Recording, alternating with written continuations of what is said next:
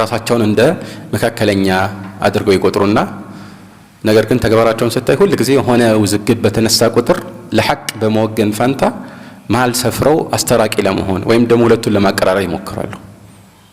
እንዲህ አይነት ነገሮች ካሉ በጣም ጥቂት ናቸው። ግን ሐቅ ነው። በየትኛውም ቀለም ቢቀባ ማንም ይናገረው ማን፣ ባጥልም ባጥል ነው። በየትኛውም ቀለም ቢቀባ ማንም ይናገረው ማን። ይህን ማወቅ ተገቢ ነው። ከዛ በኋላ ሰዎቹ የተሳሳቱበት ሁኔታ ምንድነው የሚለው ይታይና ዑዝር ይሰጣቸዋል አይሰጣቸውም ሌላ ርዕስ ይሆናል። ግን ርዕሱ የሚስተናገድበት ሚዛን አንድ ብቻ ነው። የቁርአንና የሐዲስ እንደዚሁም የሰለፎች ሙሉ ስምምነት የሚመዝነው ነገር ነው የሚሆነው ማለት ነው። አለበዚያ ግን በእንዲህ አይነት ሁኔታ በመረጣ ከጊዜ በኋላ በተፈጠሩ ርዕሶች ላይ ሁሉ ጊዜ መሀል ለመስፈር የምንሞክር ከሆነ ጥፋት ውስጥ እንወድቃለን። አንድ ምሳሌ እንጥቀስ። እሱም ወደፊት ኢብኑ ተይሚያ በዚሁ ምዕራፍ ላይ እንደሚጠቅሱት ሙዕተዚላዎች የተፈጠሩበት ወይም ለመጀመሪያ ጊዜ አመለካከታቸው ይፋ የሆነበትን ክስተት አስመልክቶ የምናውቀው ጉዳይ አለ። ወንጀል የሰሩ ሰዎችን ኸዋሪጆች ያው ከሃዲያን ናቸው ይላሉ። ማንኛውም ወንጀል ከእስላም ያስወጣል እምነት ነበራቸውና ይህንን ቢድዓ ያዩ አንዳንድ ሰዎች ደግሞ በተቃራኒው በኩል ድንበር አልፈው አንጻራዊ የሆነ አቋምን ያዙ። እሱም ኢማኑ ጭራሽ አይቀንስም አሉ። ወንጀል መስራት ኢማንን አይጎዳም የሚል አቋም ኖራቸውና በዚህ አይነት ውዝግብ ውስጥ ያሉ አንዳንድ ሰዎች አዋቂዎችን ለመጠየቅ ፈልገው ወደ አልሐሰን አልበስሪ መጥተው ነበር። አልሐሰን አልበስሪ ትልቅ ታቢዒ ነውና ይህን ጥያቄ ሲያቀርቡለት በጊዜው አጠገቡ የነበረው ዋሲል ኢብኑ ዓጣ አልገዛል ቀድሞ ምላሽ ሰጠ። እኔ የምለው ከኢስላም ይወጣል ነገር ግን ኩፍር ውስጥ አይገባም። ያኒ ካፊር አንለው ሙስሊምም አንለው ማለት ነው። ይፍታቻል ምን እንበለው قال في منزلة بين المنزلتين በሁለቱ ቦታዎች ወይም ደግሞ ደረጃዎች መካከል ያለ ደረጃ ላይ ያለ ነው አለ። ይሄ መካከለኝነት ነው አይደል? ወሰጥያ ያያችሁ አይደል? አዲስ ቢድዓ መጣ ማለት ነው። ተሰምቶ የማይታወቅ አዲስ ቢድዓ መጣ፣ አቅለን ራሱ ተቀባይነት የሌለው።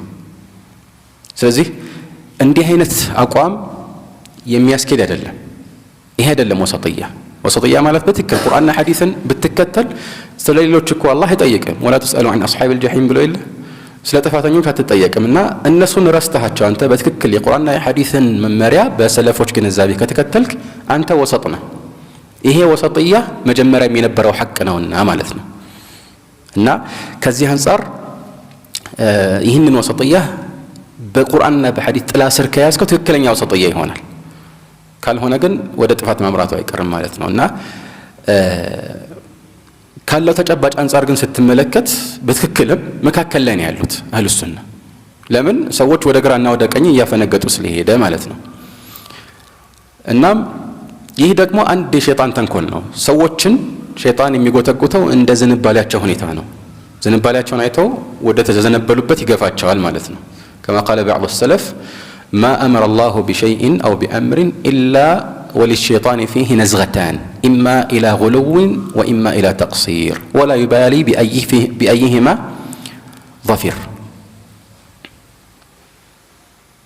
من يقولوا ምንም ነገርና አስመልክቶ አላህ ያዘዘው ትእዛዝ ካለ በዚህ ትእዛዝ ላይ ሸይጣን ሁለት አይነት ጉትጎታ ነው የሚጎተጎተው ይላል። እንደ ሰውየው ዝንባሌና ሁኔታ ማለት ነው።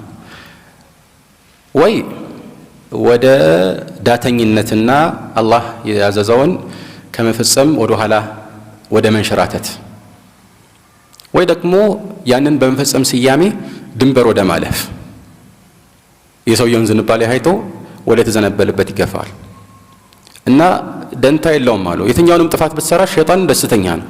በዚህም በኩል ይወደቅለት በዛም በኩል ይወደቅለት፣ ለሱ ከቀጥተኛው መንገድ ማፈንገጥ ብቻ በቂ ነው።